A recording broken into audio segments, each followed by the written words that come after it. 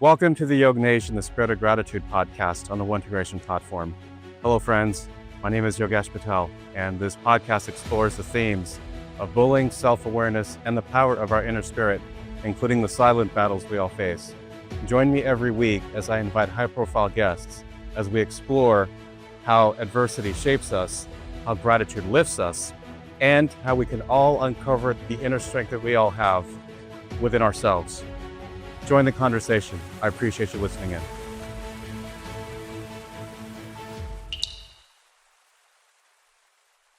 Welcome back, everyone.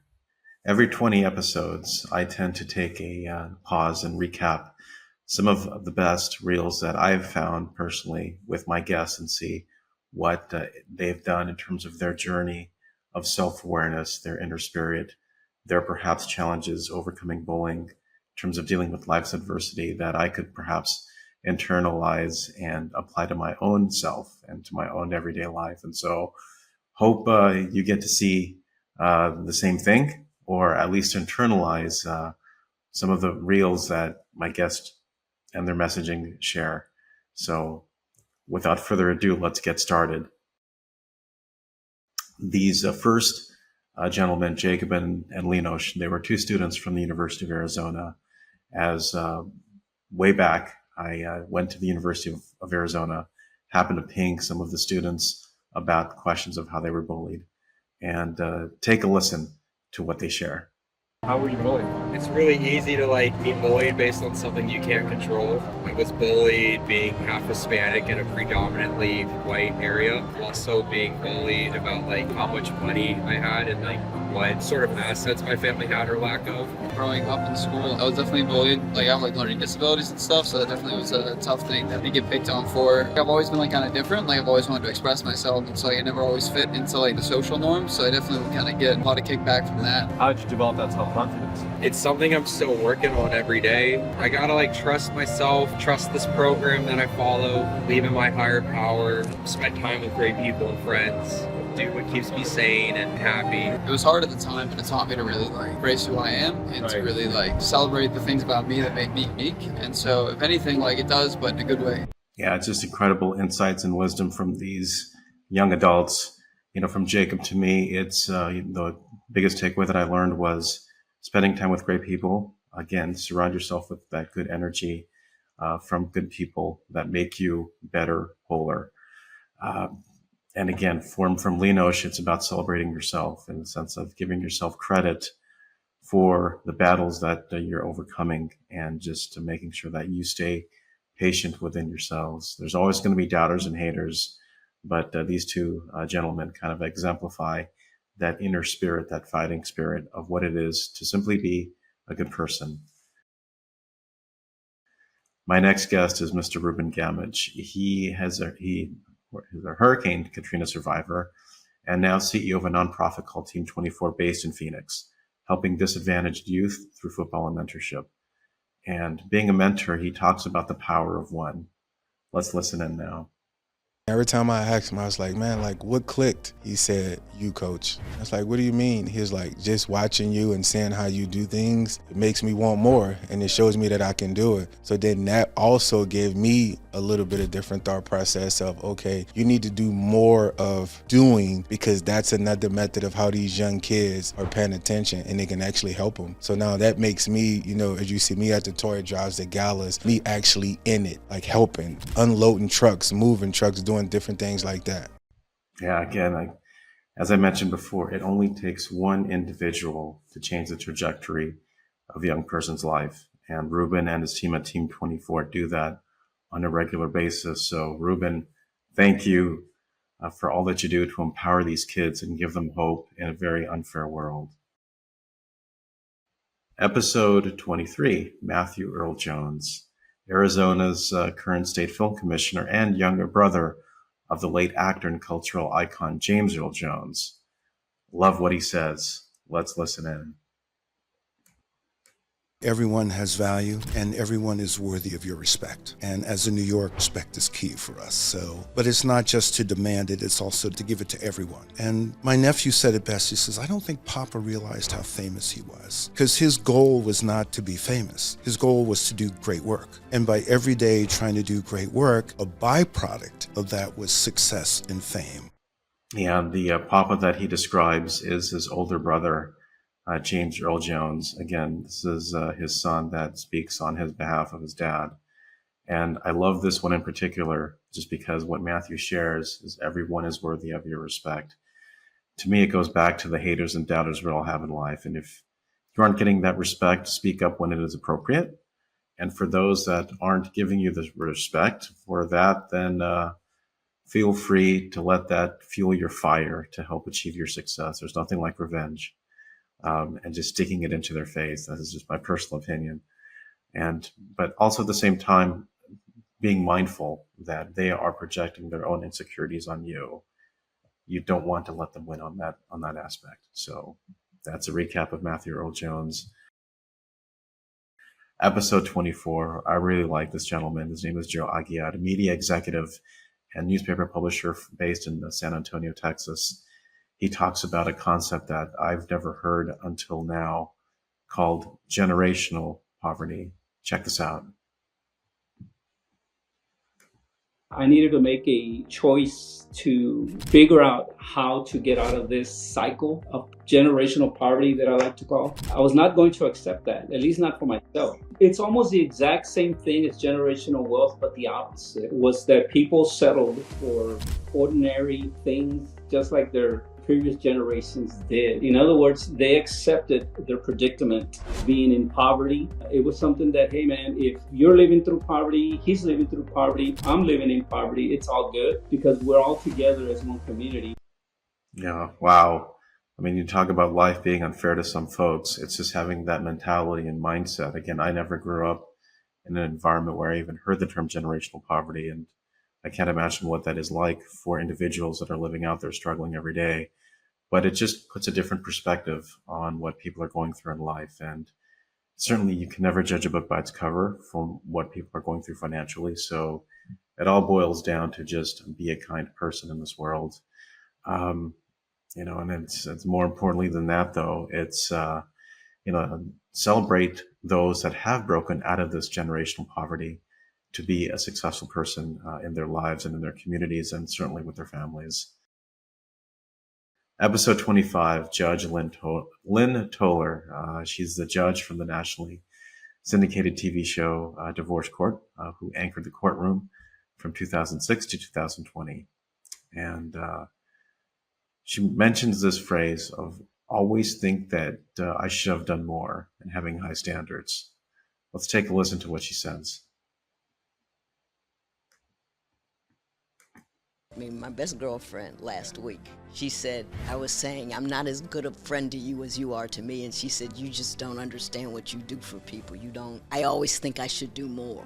I always think I should be kinder. I always think I should be better. I always think I should be more of a lot of things. And I hold myself to a really high standard that I can't meet. And my friends are like, pull yourself together. This is a tough one to digest on a couple of levels.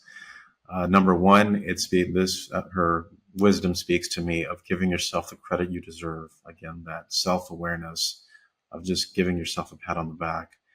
I've gone through that journey of being perceived as not good enough for myself and for my family, struggling at times emotionally to make sure that I'm doing everything I can financially to provide for my family, but it's okay. Give yourself enough credit. And, smell the roses, everyone. I know it's what I'm saying is not new, but just as a reminder, right, within our own inner spirit, just remind yourself to smell the roses, help those that are in need of help, and just be grateful that you are in that ability and capacity to help that individual. Episode 26, Tom Campbell. He is my mentor from childhood. Tom was a former congressman representing the Bay Area for many years, youngest tenured professor at Stanford at the time, spent time in the California state legislature as a state senator, and served as Governor Schwarzenegger's finance director Now he has finally settled in, being a, excuse me, a economics and law professor at Chapman University. Take a listen to what he says. Again, this is from my childhood mentor, Tom Campbell. As a congressman, I had two functions. One is to be participating in the process of making laws, largely in Washington, D.C. And the other is looking out for the interests and needs of my individual constituents who might have difficulties with the federal government more than the other branches, but even with other branches. They would come to my office, and the work that was done by the staff and the volunteers who worked at my office in the city of Campbell, in Sunnyvale, was tremendous. I give all credit to them. Yep. Again, what Tom shares is a gentle reminder of the role that our public officials play in our society to advance America, to advance things forward. To me, just with all of what is spiteful in today's political process, we all know that, we all see it, we all feel it. My 2 cents is, let's everyone tone down the rhetoric and bring back common sense in the way that we govern. We are more alike than we are not alike. And it just goes back to, again, that self-awareness, that spirit of gratitude that we all have to help support our neighbors. And really just focusing on the greater good of our citizens and protecting our own. That to me is the biggest takeaway from Tom's message here. And episode 27, this is a good one, folks. Bill Carter is an award-winning filmmaker whose latest documentary last year was co-produced by Matt Damon, Ben Affleck, describing the horrors of the war in the early 90s, as he had the courage to ask the rock band U2, to do some satellite link-ups to broadcast their concerts to these folks in Sarajevo that were just absolutely destroyed above ground. But what Bill Carter found was a very vibrant art scene, underground scene, that the music really flourished and thrived. And let's hear what he says about the nature of art in our society. Art is treated by most governments, at least ours, as a luxury good. It's the first line item that gets cut in a budget. It's the first thing the schools can't deal with anymore, meaning budget-wise. And art, if you're in a place where everybody's taking everything away from you, that is all you have. Think about it. You lose someone. Your wife dies tomorrow. Your daughter dies tomorrow. What are you going to do? Besides going into grief, you're going to find a poem. You're going to find a song that enters your life. And for a moment, you feel you again. You feel maybe even them again. Art is what makes us human. Anyone disagree with this? I mean, I just think it is so true. I do happen to believe that schools these days do continue to make this mandatory curriculum in the classroom as part of the emotional intelligence kids learn through music, through art, through anything that gives them the ability to express themselves. And especially today, kids need that outlet to voice their feelings. And I happen to believe that music and paintings do just that. And so art is what definitely makes us human. Episode 26, Mr. Jeff Fink, community leader of the Mankind Project based in Austin, Texas. The Mankind Project is simply a way for men to be responsible citizens in this world. And how does the Mankind Project help influence, provide training, provide guidance in terms of what men can do to be outstanding citizens? And this one got to me, as you'll find out why.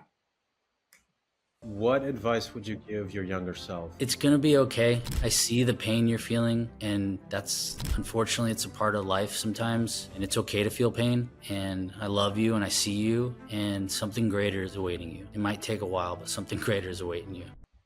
Yeah, the pain that Jeff describes is taking his own life at a young age, being lost in this world. And again, Jeff reminds his younger self that it's okay to feel that pain. It's normal. We all go through this. And just going through the everyday struggles and challenges we all have in life. Every one of us has that, whether you are rich or poor, red, blue, doesn't matter. No one's perfect. And all the trauma Jeff experienced growing up, it's thankful that he didn't end his life now, because now he shares these gifts to the world as community leader of the Mankind Project. So Jeff, thank you. Thanks for your service. Episode 29, Mr. Dave Salem. Dave is a former law enforcement officer from the city of Mesa, Arizona, who's, fun fact, he's got a very cool cameo on Michael Bay's blockbuster Transformers 4. And what he describes here in this next reel is how often people turn a bully into their friend. Check this out.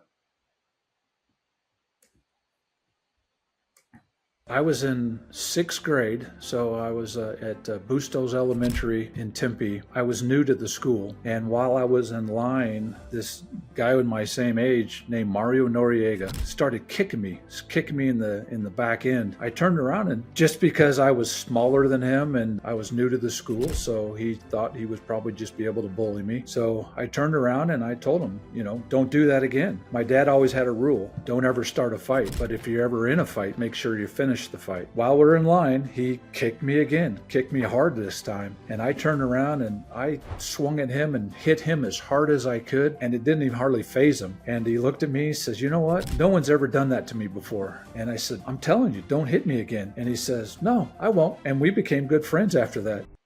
Yeah, a couple of different levels. Like I can take this nugget of wisdom. Number one, it is the way of the fist.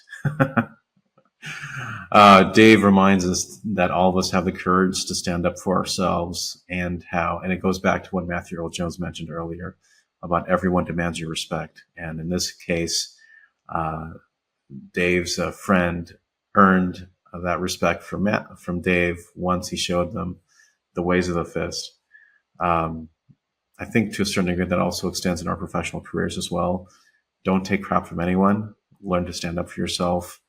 And that perceived bully isn't necessarily a bully. They just perhaps need to know that there's people standing up for themselves that earns them that respect. I'm kind of rambling here, but hopefully, citizens, you kind of know the intent of what I'm trying to share. And, last thing that I liked about what Dave had mentioned is the advice his father gave him, which was, don't start a fight, but if you do, finish it off. Love that, love that, love that. And finally, to conclude this week's episode, we've got Fayrouz Ben Yusuf, global philanthropist and breast cancer survivor. This speaks to at least the journey that I was going through with my own health struggles. Mine was dealing with my vision in the eyes. Take a listen to what Fayrouz's journey was.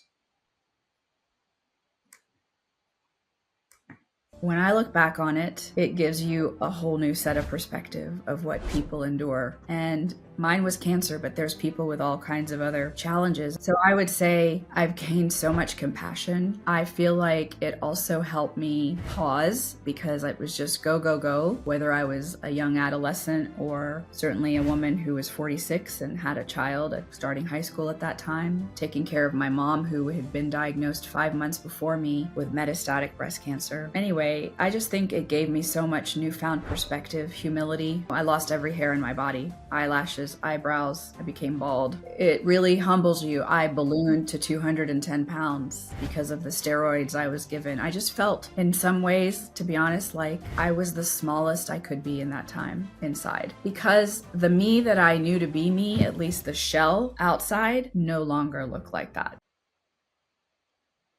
Wow, that's certainly very gut-wrenching for those that have survived breast cancer or perhaps another type of cancer that has, losing every hair in their body. And we are all warriors, fighting our own battles, and whether that is our health, our emotions, perhaps previous trauma, and how do we move past this and become the best version of ourselves. Fayrouz is the perfect example of this grit and determination and the inner spirit we all have.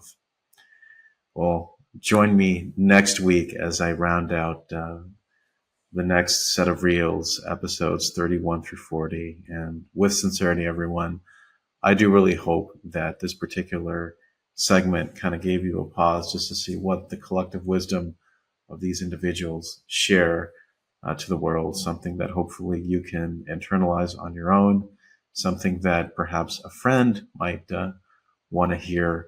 Please feel free to go back to all of these reels, or better yet, watch the full episode to hear all of their journeys in life. And these full episodes and reels, all of them can be found on the YouTube and the TikTok channel that is nicely packaged with the handle YoggNation.